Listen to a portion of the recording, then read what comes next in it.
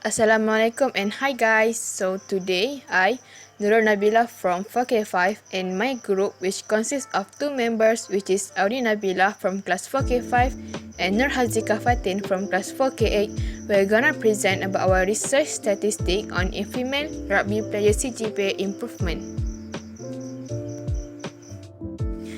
So this is the content that we're going to talk about in this video.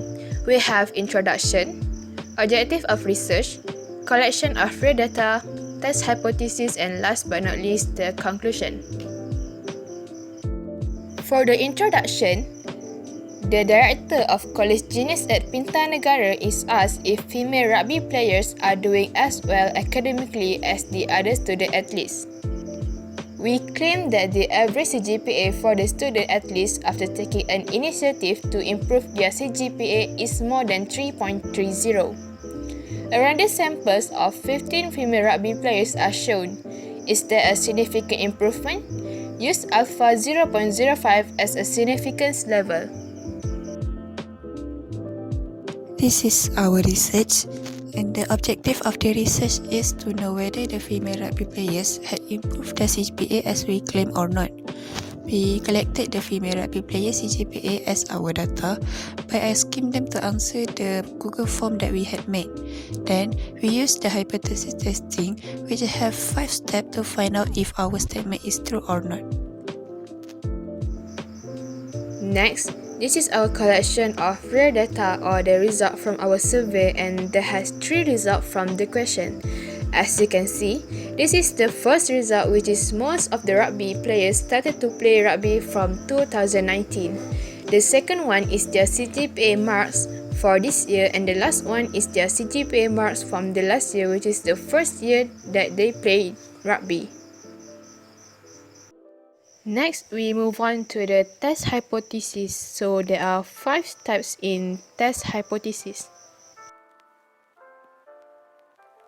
For step 1, we state the hypothesis where our H0 is mu equal to 3.30 and H1 is more than 3.30. Next step is find the critical value in t-table where our alpha is 0.05 and our degree of freedom is 14.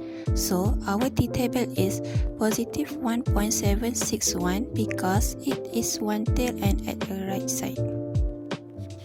For the next step, we need to find t-test. So the formula for t-test is mean minus average over standard deviation over square root n. So mean equal to 3.562 minus average 3.30 over standard deviation 0.138 over square root 15. So the t-test is 7.28. So after we find the t-test, we need to make the decision to reject or not reject the null hypothesis. So our decision is reject H null if t-test more than t-table.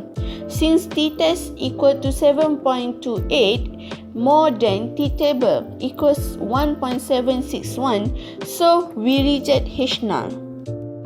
For the conclusion, there is sufficient evidence to show that the average CGPA for the student athletes after taking an initiative to improve their CGPA is more than 3.30.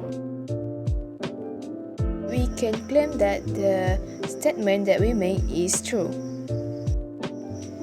Well, this is the end of our video. We would like to thank you guys for spending time listening to our presentation research, and hopefully this video can help everyone in understanding more about statistical techniques in daily life. That's all from us. Thank you. Have a nice day.